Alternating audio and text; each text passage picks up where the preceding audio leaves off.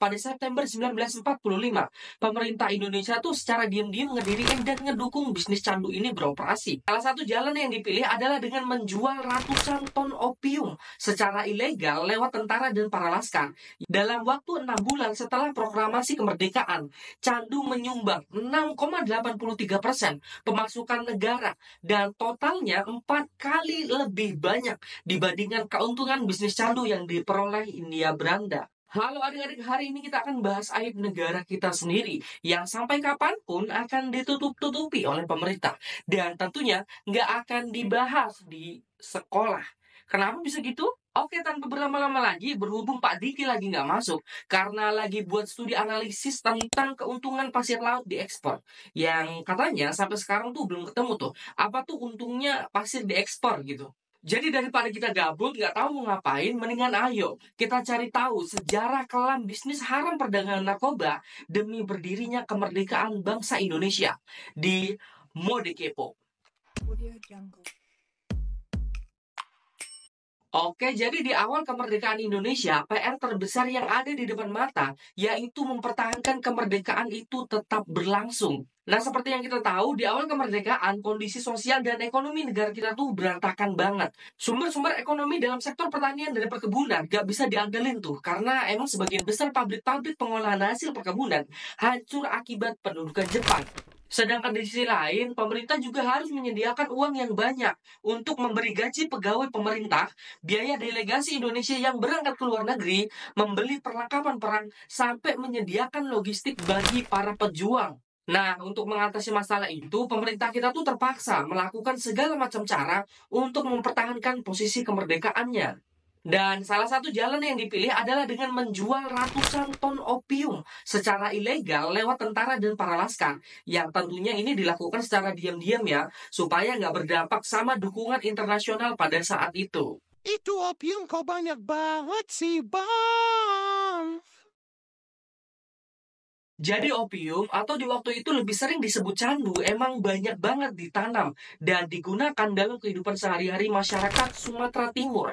Kalian udah paham lah ya, karena di zaman itu tuh undang-undang yang melarang penggunaan candu emang masih cukup longgar. Ya nggak sekeras sekarang lah intinya. Terus konsumsi candu ini mulai meningkat sejak penjajahan Belanda. Ya, jadi tepatnya setelah Belanda membuka perkebunan candu, terus ngediriin pabrik-pabrik pengolahannya yang ada di beberapa tempat di Indonesia, serta menjualnya secara bebas. Nah, sebelum Belanda datang ke Indonesia, bisnis jual beli candu ini dijalankan oleh para raja-raja lokal yang ada di Indonesia. Dan bukan cuma menjual, tapi raja-raja ini juga ikutan pakai candu tuh, buat dikonsumsi sendiri atau jadi hidangan para tamu kerajaan. Karena emang dengan menyajikan candu bisa buat derajat status sosial tuan rumah jadi lebih tinggi. Ya, jadi candu ini saat itu tuh dijadikan gaya hidup dan patokan status sosial. Kalau kalian punya candu, berarti kalian dianggap orang kaya. Jadi dari situ tuh awalnya candu ini ada dan stok perdagangannya juga berlimpah. Dan singkatnya, setelah penjajahan Belanda berakhir, seluruh aset dan stok candu yang sebelumnya dipegang pemerintah Belanda, semuanya diambil alih sama pemerintah Indonesia.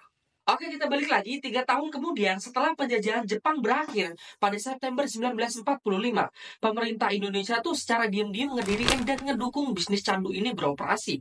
Pemerintah bahkan nanam dan ngediriin pusat pengolahan candu di tempat-tempat strategis dan juga ngediriin jawatan candu dan garam yang merupakan bagian dari Kementerian Keuangan Republik Indonesia.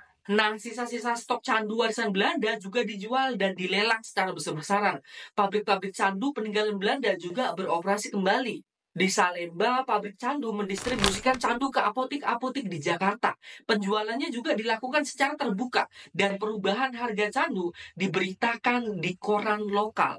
Perdagangan candu untuk kepentingan revolusi Indonesia memanglah suatu keniscayaan. Kalau menurut Robert Bikrip dalam tulisannya berjudul Opium and the Indonesian Revolution, saat menghadapi militer Belanda, para pejuang Republik Indonesia sangat membutuhkan dana yang banyak banget. Dan sebagai jalan keluarnya, mereka lantas melelang habis stok candu, sisa-sisa peninggalan pemerintah Hindia Belanda. Nah, bisnis candu ini memberikan keuntungan yang besar banget bagi pemerintah. Dalam waktu 6 bulan setelah proklamasi kemerdekaan, candu menyumbang 6,83% pemasukan negara dan totalnya 4 kali lebih banyak dibandingkan keuntungan bisnis candu yang diperoleh Hindia Belanda. Kalian kebayang nggak? Hampir 7% pendapatan negara didapat dari bisnis candu doang loh. Ini kan gacor nggak sih? Terus semakin kuatnya kekuasaan Belanda di Jakarta, ngebuat produksi candu yang awalnya berlokasi di Salemba harus dipindahkan ke Jawa Tengah.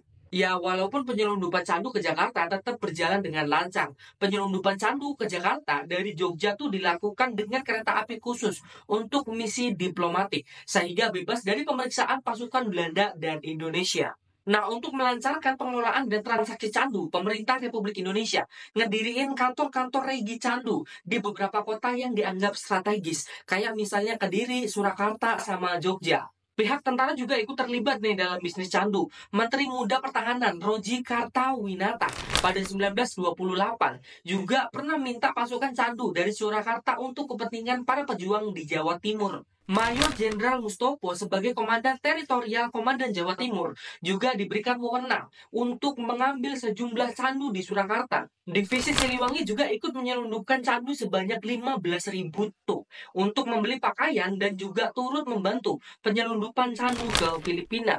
Selain itu, para laskar juga ikutan nyelundupin candu ini nih. Dan biasanya mereka tuh menukar langsung candu-candu itu dengan senjata di pasar-pasar gelap. Kalau menurut Julianto Ibrahim dalam Bandit dan Perjuangan di Simpang Bengawan, penukaran candu dengan senjata di daerah Surakarta biasanya tergantung jenis senjata yang ingin didapat. Untuk 2 karabin ditukar dengan 50 mata candu, sedangkan untuk bregan, candu yang harus ditukar itu sebanyak 200 mata candu. Perdagangan candu di era kemerdekaan Indonesia 1945 sampai 1949 sejatinya emang direstui pemerintah Republik Indonesia. Dalam Jogja Dokumenter nomor 230 milik Arsip Nasional Republik Indonesia atau ANRI, ada beberapa surat resmi yang menyebutkan soal perdagangan barang haram itu. Nah, salah satu suratnya tuh dari Menteri Keuangan Mr. A. Maramis kepada Kepala Kepolisian Negara Republik Indonesia RS Sukanto Sokro Diatmojo. Secara gamblang, beliau meminta kepada institusi kepolisian untuk membantu pelancaran bisnis candu. Nah, penyelundupan candu ke luar negeri dimulai pada masa kabinet Amir Saifuddin. Destinasi penyelundupan candu pada saat itu adalah Singapura, Myanmar, Malaya, dan Filipina. Nah, operasi penyelundupan candu ke Singapura dilakukan dengan 2 metode transportasi, yaitu udara dan laut. Melalui laut, candu dari gudang Jogja dan Surakarta dikirim ke Pelabuhan Tuban. Dan dengan pengawalan Angkatan Darat dari Tuban, candu diselundupkan ke Singapura dengan menggunakan kapal. Sedangkan melalui udara, candu didistribusikan dengan pesawat terbang. Puncak aktivitas ini tuh terjadi dari bulan Maret sampai bulan Agustus 1948 dan sebanyak 8 ton candu diselundupkan ke Singapura. Pemerintah juga memperkerjakan Tony Wen dan pebisnis bernama Kwe On Hua untuk melancarkan penyelundupan ini.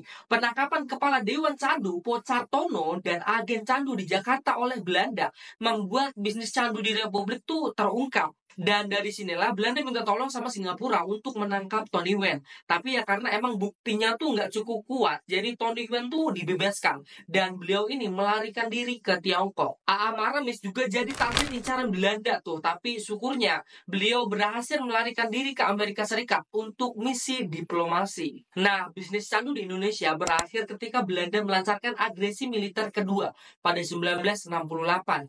Dan dokumen-dokumen mengenai bisnis candu juga ditemukan oleh Belanda. Yang lebih mengejutkan lagi, bisnis ini tuh dilakukan dengan sepengetahuan Bung Hatta. Dan beliau juga pernah mengeluarkan surat perintah yang memperbolehkan penyelundupan candu ke luar negeri. Dan berdasarkan surat itu tuh, Belanda sempat pengen ngungkapin ke dunia internasional mengenai bisnis candu Indonesia.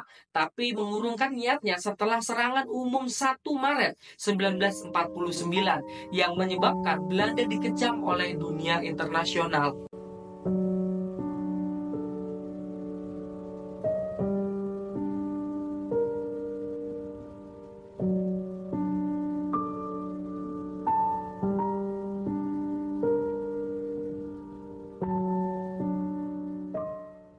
Dan ya itulah tadi sejarah epic di awal kemerdekaan.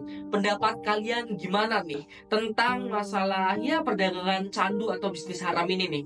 Tulis di kolom komentar, kita diskusi di situ. Jadi kalau misalnya ada yang salah, silakan dikoreksi. Kalau misalnya ada yang kurang, silakan ditambahkan.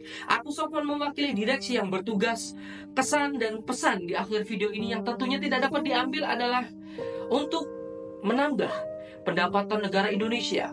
Ada baiknya bisnis candu dipertimbangkan. Ciao.